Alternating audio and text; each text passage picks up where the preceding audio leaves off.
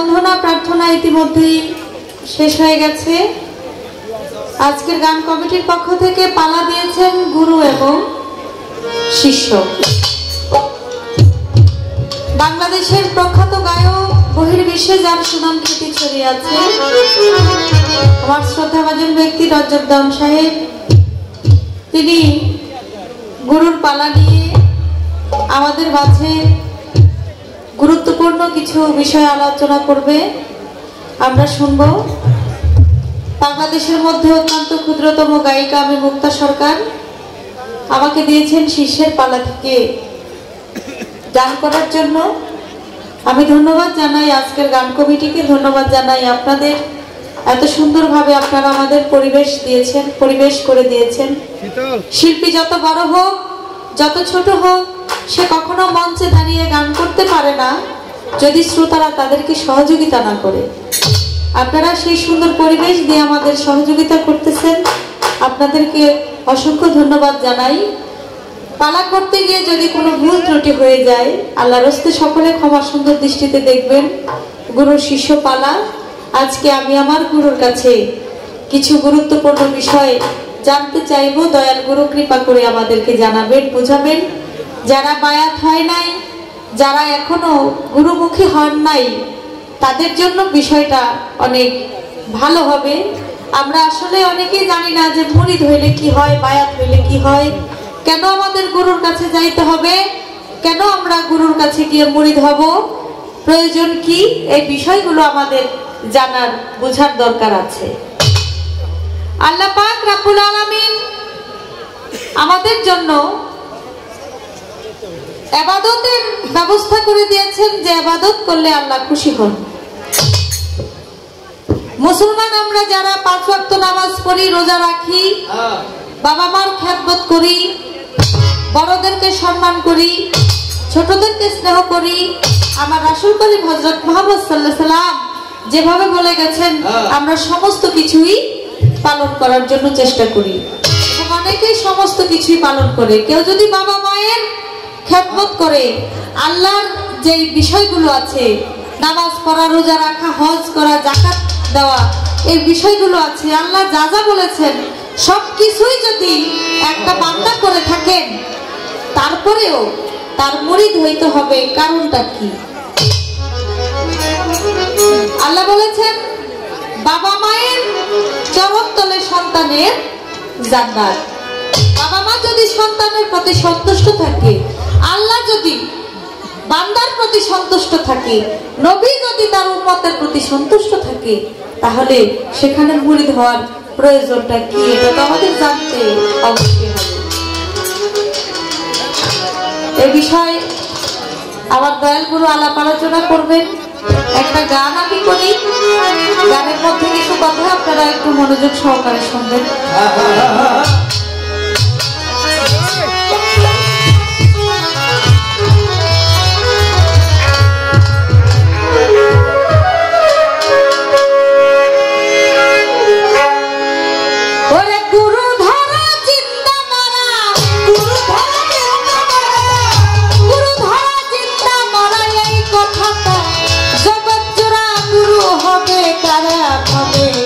গুরু হবে কারা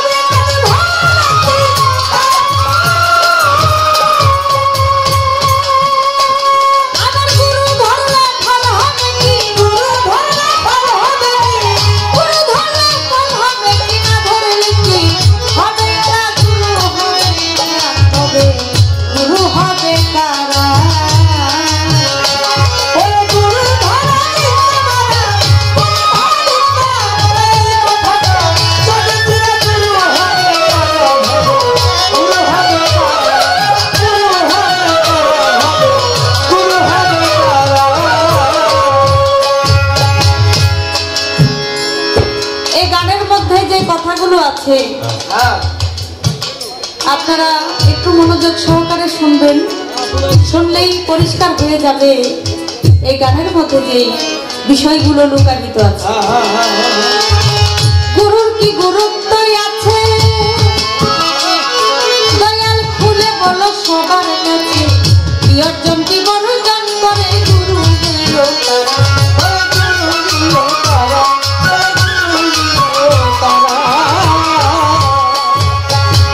গুরুর কি গুরুত্ব আছে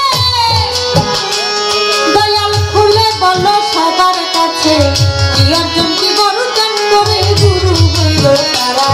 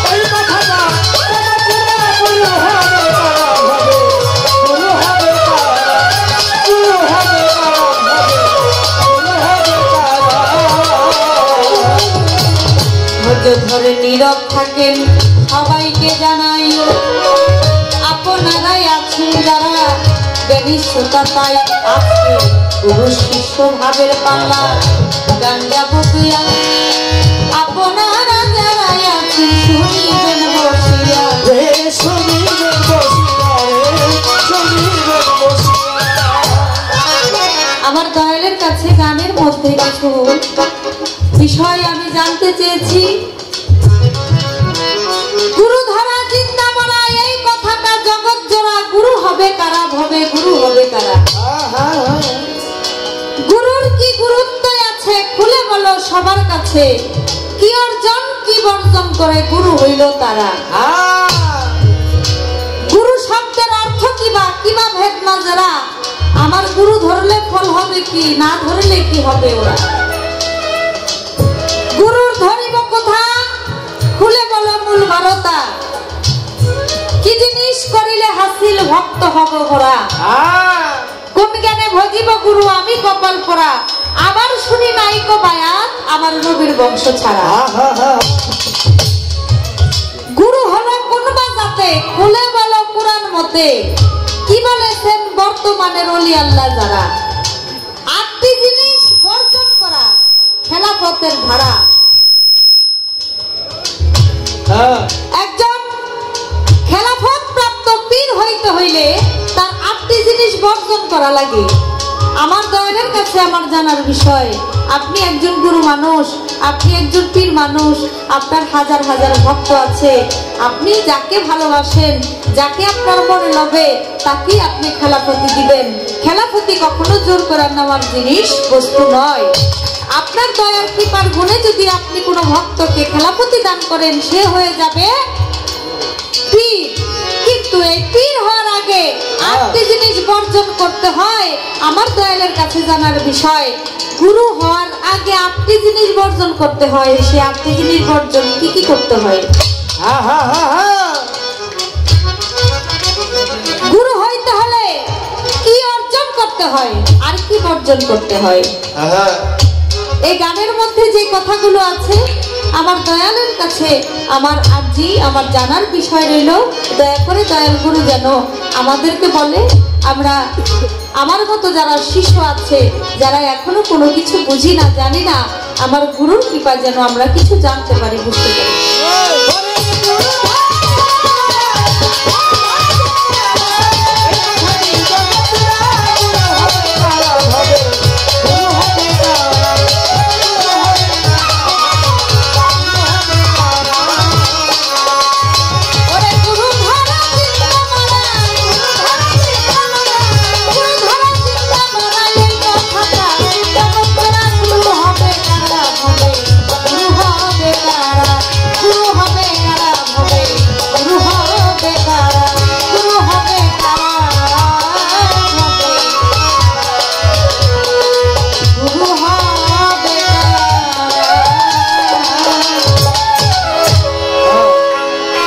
গানের মধ্যে কিছু আলোচনা আমি গুরুর কাছে রেখে, আমার একটি, যেহেতু গুরুর দরবারে গান, এখানে আধ্যাত্মিক গুরু ধরা মানুষ আপনারা অনেকে আছেন, আমরা সেদিকে লক্ষ্য রেখে ওরে তুমি নিজ গুণে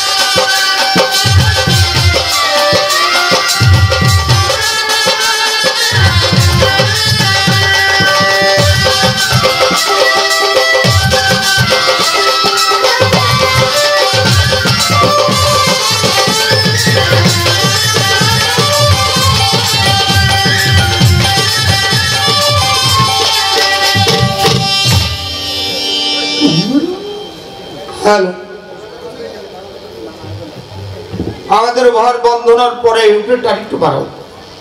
কর্তা পক্ষ থেকে আজকের পালা দিয়েছে গুরু এবং শিষ্য। বাংলাদেশের সুনামধন্য গায়িকা মুক্তা সরকার, তাকে দেওয়া হয়েছে শিষ্যের পালা। আমি আধম রজব দোয়ান, আমাকে দেওয়া হয়েছে গুরু দায়িত্ব, গুরু পালা। আসলে গুরু সবাই এখানে আপনারা যারা আছেন, গুরু হইল জান শরীফ বা সুরেশ্বরী, গুরু হইল ইয়াদ চান, আপনারাই সবাই গুরু। আপনাদের ভিতর থেকে আপনাদের ছায়াটা হয়ে আমি সেই অভিনয়, সেই বনের কথাগুলি আমি একটু উপস্থাপন করব। তালা নিয়ে তিনি গান করলেন, অনেক সুন্দর আছে, সাউন্ডটা আট ধরতে হবে না উপরেরটা। একটি গান করলেন আমাদের বৃহত্তর ফরিদপুরের ফকির আবুল সরকার ভাইয়ের গান। গানের মধ্যে অনেকগুলি প্রশ্ন। আরে 14টা প্রশ্ন। এখন বিষয় হলো, গুরুকে কোনো কিছু জিজ্ঞেস করতে হইলে আগে গুরুর অনুমতি লাগে। অবশ্যই। আপনি গুরুর অনুমতি নিলেন না, বেহালাটা বন্ধ রাখা আপাতত। আপনি গুরুর অনুমতি নিলেন না, গুরুর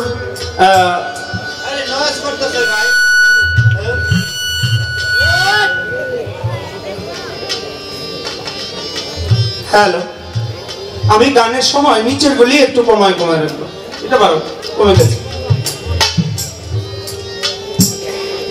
আপনি এখনো বায়াতি হইলেন না। না, বায়াত আপনি বিশ্বাস করেন কিনা সেইটাও তো তার কোনো ঠিক ঠিকানা নেই।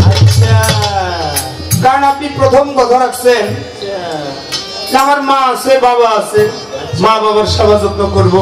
ঠিক আছে, ভালো কথা। 5 ওয়াক্ত নামাজ পড়ি, রোজা রাখি, হজ করি, যাকাত দেই, আল্লাহকে বিশ্বাস করি, আল্লাহ রসুল আছে, তার উপর ঈমান আনলাম। সবই তো আমার ঠিক আছে, এরপরও আমি কেন মুড়ি দিতে যাব? আচ্ছা, এখানেই তো ঝামেলাটা। আপনার এখানে আখলাক, আপনার ঈমানই এখন পর্যন্ত ঠিক হয় না। এরপরে আবার এতগুলি প্রশ্ন আপনি আমাকে করছেন। যাক, আপনি যেহেতু প্রশ্ন করছেন, তো মনের একটা আকাঙ্ক্ষা তো রাখছে। আমি যথাসাধ্য যতটুকু না বললেই না, চেষ্টা করব বলার জন্য। দেখেন, আপনাকে আমি বলি,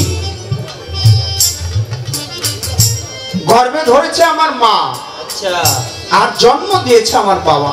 হ্যাঁ, কিন্তু এর আগে আমি ছিলাম কোথায়? এর আগে আমরা ছিলাম আল্লাহর জাতে, আল্লাহর নূরে। কোথায় ছিলাম? সেখানে একটা অবস্থান ছিল, সেখানে একটা কারের অবস্থান ছিল। প্রথম কারের নাম হইল অন্ধকার। এখানে যত লাইট, আলো, এইগুলি সব বন্ধ হয়ে গেলে এটা অন্ধকার হয়ে যাবে। ওই অবস্থানটার নাম হইল অন্ধকার। আল্লাহর জাতে ছিলাম। এখন শীতের দিন, রাস্তার মধ্যে অনেক কুয়াশা পড়বে, গাড়ি চালাইতে অনেক সমস্যা হবে। একটা কারের নাম হইল, তখন ছিল পরে, যেই কারের নামটা হইল কুয়াকার। এর পরের স্তরের কারের নাম হইল নিরাকার, নৈরাকার, দীপ্তকার। কুয়াকার একটি শব্দে, হুঙ্কার একটি শব্দে নিজ নূর ঝরে পড়লো। ওই খন্ড নূরের নাম হইল মুহাম্মদী নূর। নূরকে প্রশ্ন করেছিলেন, আলাস্তু বিরাব্বিকুম, আমি কি তোমার প্রভু নই? নূর বলেছিলেন, ইয়া কালুওয়ালা, তুমি আমার প্রভু, তুমি আমার স্রষ্টা, আমি হইলাম তোমার সৃষ্টি। ওই যে মুহাম্মদী নূর স্বীকার করলো, ওই মুহাম্মদী নূরের থেকেই তো আপনি জাত নূরকে স্বীকার করে আসছেন। এই জন্য আমার সাধক রজ্জব চান, তার একটা বাণীর মধ্যে লিখেছে, মনে কি পড়ে না তোমার মহাজনের আছড়ি ফাঁকি দিয়ে থাকবে কত? তোমার সে কথা কি মনে নাই? তুমি সেখানে সৃষ্টিতে তুমি স্বীকার করে এসেছিলে, দুনিয়ায় সে কেন তুমি ভুলে গেল? এখন পিতৃ মস্তক থেকে মায়ের হিম্মুকুশে যখন আমাকে ঢেলে দিল, মা আমাকে ফেললো না, মা আমাকে ধরে রাখলো। প্রথম মাসে হইল বিজল, দ্বিতীয় মাসে রক্ত, তৃতীয় মাসে মাংস, চতুর্থ মাসে দেহ, পঞ্চম মাসে দেহের ভিতরে আত্মা।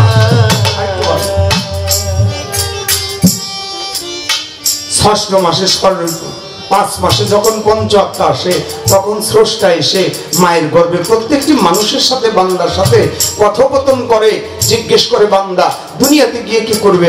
সেদিন আমরা সবাই বলেছিলাম মালিক দুনিয়াতে গিয়ে তোমার হুকুম কর্ম ছাড়া আর কিছুই করবো না।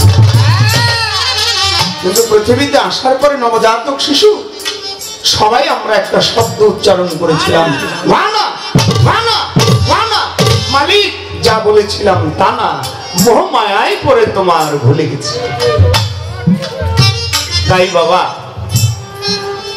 পিতার সেবা, পিতার সাধন, পিতৃকে সম্মান করা, মাকে সম্মান করা, এটা গুরু না বললে শেখা যায় না। এটা গুরু ধরে শিখতে হয়। গুরু শিখাই দিবে মায়ের ভজন কি, গুরু শিখাই দিবে বাবার ভজন কি।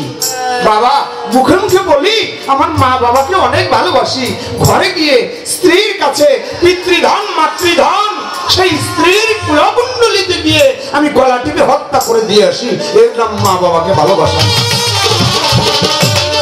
মা বাবাকে ভালোবাসতে হইলে গুরুর সবক নিয়ে, গুরুর হাতে হাত দিয়ে বায়াত হয়ে, গুরুর বাক্য পালন করে সেই পিতৃধন মাতৃধন যে অক্ষত রাখতে পারে, তখন তার ভিতরে একটা ভক্তির আশ্রয় জাগে বাবা, তখন তার ভিতরে মা বাবার সেবা বাড়ে।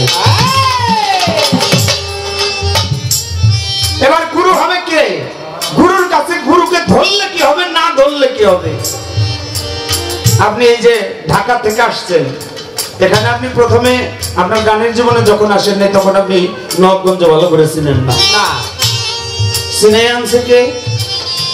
তখন আপনি গান কমিটিকে ফোন দিচ্ছেন, ভাই কিভাবে কিভাবে আসবো? গান কমিটি বলছে এইভাবে এইভাবে, রুইপুর পার হইয়া জোড়া ব্রিজ আসছে, সেই ব্রিজ পার হইয়া, হ্যাঁ রামের কান্দা পার হইয়া আপনি একবারে দোহার আসবেন, দোহার থেকে তারপরে এখানে চলে আসবেন। বাবা এটা একটা মাধ্যম দরকার হয়েছে, অবশ্যই সেই মাধ্যমটা না হইলে আপনি কখনোই সুফল পাবেন না।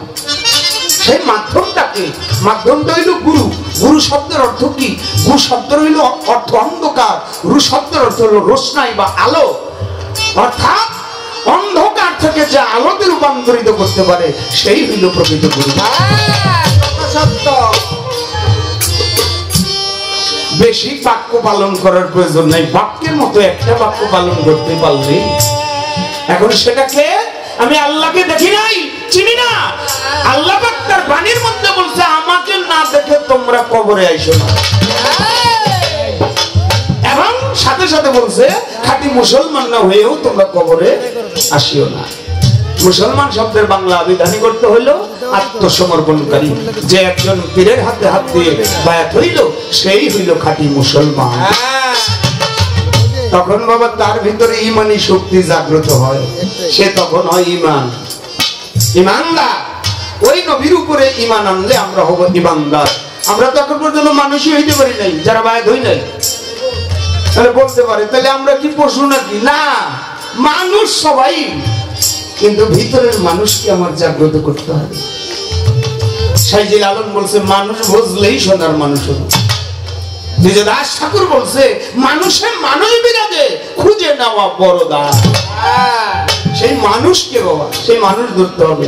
আমার সাধক রজ্জব চান তার একটা বাণী থেকে বলছে, গানটা আপনি শুনলেই আপনি বুঝতে পারবেন, আপনার প্রশ্নের অনেকগুলি জবাব হয়ে যাবে। আরে ওই দেখো চিনারে চিনতে হলে রে চলো যাই, চিনা লোকের সামনে আল্লাহর আশিকান বসো, বলি আল্লাহর দেবে তোরা যাবি যদি মাসুক রূপ দর্শনে, আল্লাহর আশিকান বসো, বলি আল্লাহর দেবে।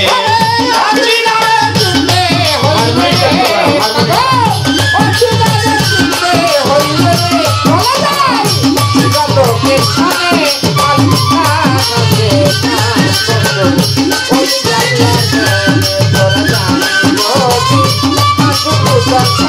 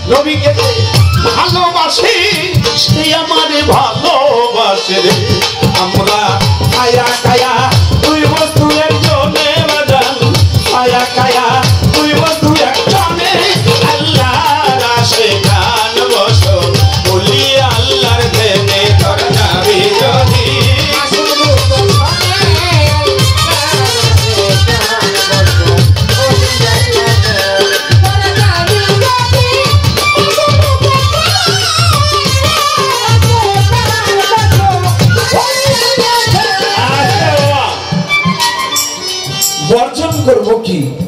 আমরা বর্জন করব খারাপ জিনিসগুলি। পিছে যত যা আমি করে আসছি, আমি মুড়ি ধোয়ার আগে সেগুলি সবই আমার বর্জন করতে হবে। অর্জন করব কি? আমার গুরু সেবায় আমার অর্জন হবে জ্ঞান।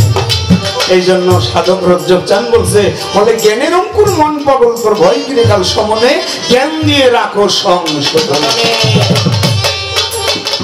এজন্য জ্ঞানী হলো সবার বড়। আপনার অর্জন হবে কি? জ্ঞান। আমরা কোরআন শরীফ পড়ে যাই বাবা, কিন্তু এর ভিতরে কি বলছে আমরা তা বিচার বিশ্লেষণ করে বুঝি না। আল্লাহ পাক কোরআন শরীফের মধ্যে বলেছে কি? সূরা ফাতির 10 নম্বর আয়াত, হে রাসূল আপনি বলে দেন আপনার হাতে হাত দিয়ে যারা বায়াত হইল, ওই হাতের উপরে আমি আল্লাহর হাত অবশ্যই নিহিত হইল, সেজন্য আমার হাতে হাত দিয়ে বায়াত হইল। তাহলে এই কথা বলছে আমার আল্লাহ, আর আমার রাসূল বলছে কি? বাজান হাদিস রাসূলের হাদিসে কয় কথা সত্য মিথ্যা রে নয়, হয় না পরিচয় উসিলা কি হবে। আরে মনে রাসূলের হাদিসে কয় কথা সত্য মিথ্যা রে নয়, হয় না পরিচয় উসিলা কি হবে।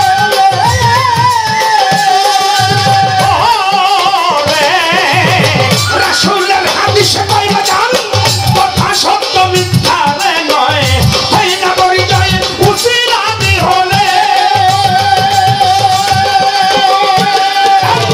নায়েবে রাসূল যে মানিবে নিশ্চয় সেই আমাকে পাবে গো। নায়েবে রাসূল যে মানিবে নিশ্চয় সেই আমাকে পাবে গো। ওরে একজন নায়েবে রাসূল যে মানিবে, নায়েবে রাসূল যে মানিবে নিশ্চয় সেই আমাকে পাবে রে।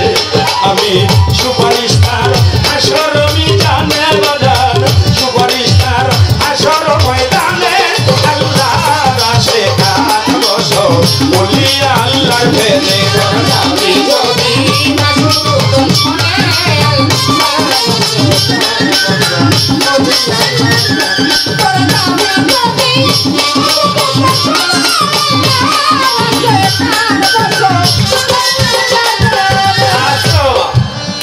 কোরআন শরীফের কথা গেল।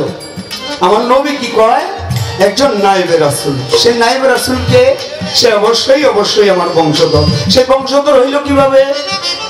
আপনারা জানেন, নবী বিদায় হজের পরে মক্কা বিজয় করে বিদায় হজ করে নবী যখন মদিনার দিকে রওনা হলেন, ঠিক পথিমধ্যে গাদির আক্রম একটি জায়গার মধ্যে নবী দাঁড়ালেন। 4টা উটকে একত্রিত করে মঞ্চ তৈরি করে সেই মঞ্চের উপরে নবী দাঁড়াইলেন। দাঁড়ানোর পরে বললেন, তোমাদের সাথে আমার আর দেখা হবে না, হবে না, এটাই শেষ দেখা, তোমাদের জানাই জানা। সাহাবারা প্রশ্ন করে, কি রেখে গেলেন আমাদের জন্য? বলেন হুজুর। আমার নবী বললেন, তোমাদের জন্য রেখে গেলাম আল্লাহর বাণী কোরআন। আরো অনেক বললেন, সত্য রেখে গেলাম, একত্ববাদ রেখে গেলাম, পরিশেষে বললেন বারবার, তোমাদের জন্য রেখে গেলাম আহলে বায়াত, আহলে বায়াত, আহলে বায়াত। সাহাবারা প্রশ্ন করলেন, আহলে বায়াত কি নবী? বললেন, নবী আহল অর্থাৎ আমার পরিবারবর্গ, বংশ, বায়াত অর্থ বিক্রি হওয়া। সাহাবারা আবার প্রশ্ন করলেন, ইয়া রাসূলুল্লাহ আপনার 4 জন ছেলে ছিল, ছেলে দিয়ে বংশ হয়, আপনার 4 জন ছেলে ছিল, তারা তো শিশু অবস্থায় মারা যায়, তো তাহের কাসেম ইব্রাহিম, এখন আপনার বংশ কোথায় পাবো? আমার নবী তখন বললেন, একটু অপেক্ষা করো। নবী তখন ইমাম হাসান হুসাইন 2 নাতিকে উঠাইলেন, মা ফাতেমাকে উঠাইলেন, আলীকে উঠাইয়া নবীর গায়ে ছিল চাদর ধরলেন পেঁচাইয়া, ভয়রা নবী পেঁচাইয়া কি বললেন? বললেন, এরাই হলো আমার আহলে বায়াত পরিবারবর্গ। আলীর হাত উঁচু করে বললেন, আমি যার মাওলা, আজকের থেকে আলী তারও মাওলা। আমি যদি হই জ্ঞানের শহর, ওই শহরের দরজা হইল হযরত আলী, আলীর মাধ্যমেই তোমরা আমাকে পাবে। 1.6 লক্ষ মুসলমান পরবর্তীতে আবার মাওলা আলীর হাতে হাত দিয়ে বায়াত গ্রহণ করেছে। তাই আলীর থেকে আস্তে আস্তে সিঁড়ি বাই সিঁড়ি পর্যায়ক্রমে সাহাবাদের যুগ পার হওয়ার পরে খোলাফায়ে রাশিদিন, তাবেঈন, তাবেঈন, পরিশেষে আসলো ওলি আল্লাহ। এই ওলি আল্লাহদের কথা আল্লাহ পাক কোরআন শরীফেও বলছে, নবী হাদিসেও বলে গেছে। এই ওলি আল্লাহ হবে কারা? আমার নবী বলছিল তাদের মুখে থাকবে সত্যবাণী, মিথ্যে কথা বলবে না। তোমাদের জানাই একত্ব এক নিষ্ঠে একের ঘরে থাকবে তারা, অন্য কোথাও নাই। তারা মার খাবে, কাউকে মার জীবনেও দিবে না। অনুরাগের মায়ের যদি দেয় যাবে জ্বলিয়া। যদি অনুরাগ হয়ে যায় কোন ওলি আল্লাহ, আমার ভক্ত আসে গান, তখন খবরদার খবরদার তার কাছে যাও না, জইলে পুরে চাইলে দেওয়া।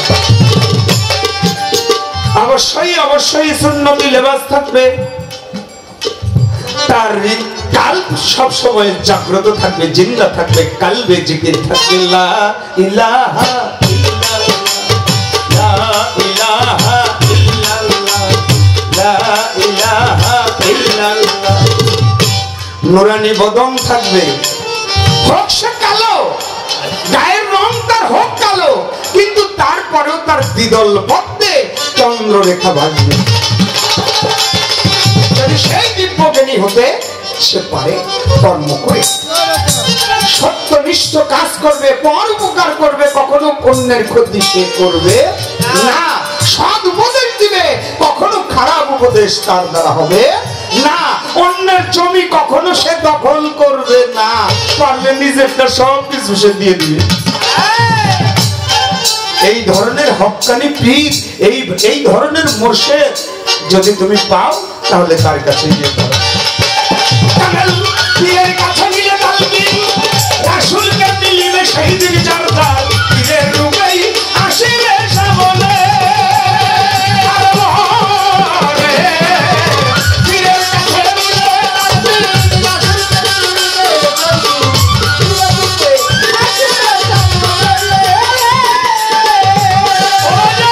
পীরের রূপ নয়নের আগো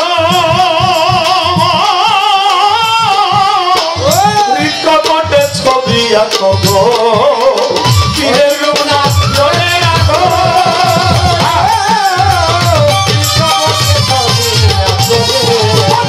পীরের রূপ গুরুর রূপ মুর্শিদের রূপ নয়নের আগো, রিকবটে ছবি আঁকো গো। করো ধ্যান বসিয়ানির জনে বাজান, করো ধ্যান বসিয়ানির জনে, আল্লাহর আশিকান বসো মুদি আল্লাহ প্রেমে দরকারি যোগী।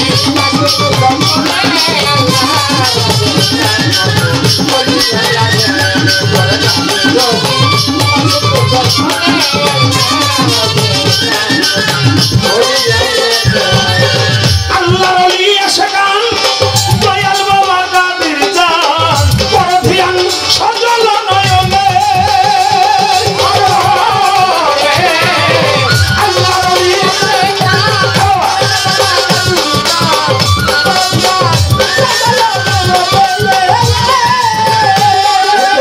হৃদয়ে থাকিলেছি মিলিবে নিদানের দিল গো। হৃদয়ে থাকিলেছি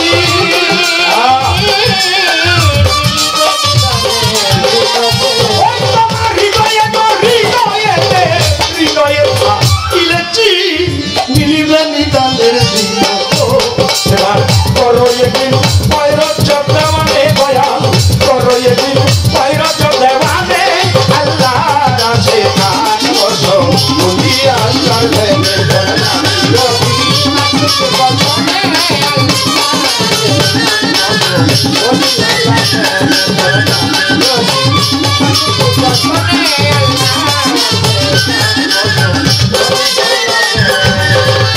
আপনি যিনি ভজন করতে হয়, বর্জন করতে হয় বলেন নাই আমারে, তা হইলে সে গুরু হইতে পারে এই সংসারে। ওই যে আমি কথার ভিতরেই অনেকগুলি কথা বলে গেছি। কি ভিতরে আমার 6টি পোকা, 6টি পশু, কাম, ক্রোধ, লোভ, মায়া, মদ, মাৎসর্য। এই 6টির উপর একবারে বাদ দেওয়া যাবে না। অনেকে বলে আমি এখন আর কামের জগতে যাই না। আচ্ছা, খারাপ লাগতেছে নাকি? আমার ভালো লাগে না। আমি এখন কামের জগতে যাই না, ও আমার এখন ভালো লাগে না। ও পারে না তাই বলতেছে আমার এখন আর ভালো লাগে না। আপনাকে সারা দিচ্ছে। সাধক গান লিখছে, প্রেম নদীতে কত রে মধু রসিকে জানে, করে বাজান অরসিকে বুঝবে কি রসিকের সব ঘবিতে নদীতে কত রে মধু রসিকে জানে, যারা প্রেমের সাঁতার খেলে অমূল্য ধন নাই গোতলে অতি যতনে। এই দেহ কাম থাকিতে প্রেম হবে না,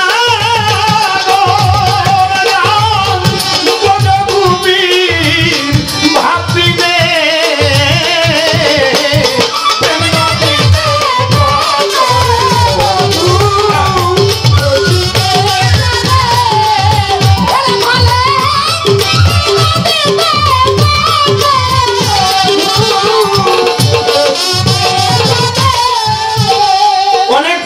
বলে আমরা 5 ওয়াক্ত নামাজের এখন আর আমাদের লাগে না। না বাবা, 5 ওয়াক্ত নামাজের মধ্যেই দাইমি সালাতকে প্রতিষ্ঠিত করতে হয়। 5 ওয়াক্ত নামাজের মধ্যেই দাইমি সালাতকে প্রতিষ্ঠিত করতে হয়। আপনার মনকে আগে প্রতিষ্ঠিত করতে হয়। এই জন্যই বলেছিলাম, মনে কি পড়ে না তোমার মহাজনের আচরণ ফাঁকি দিয়ে থাকবে কতদিন? আমি ফাঁকি দিব কাকেও? এই সমাজ রক্ষাটা তো আমার করতে হবে, তা না হইলে হবে না। এই জন্য আমার খাজা বাবাও ওই সামাজিক ভাবে তার সমস্ত কর্ম করে গেছে। 5 ওয়াক্ত নামাজ পড়ছে, রোজা রাখছে, হজ করছে, যাকাত দিচ্ছে, কিন্তু তার ভিতরের খাজা বাবা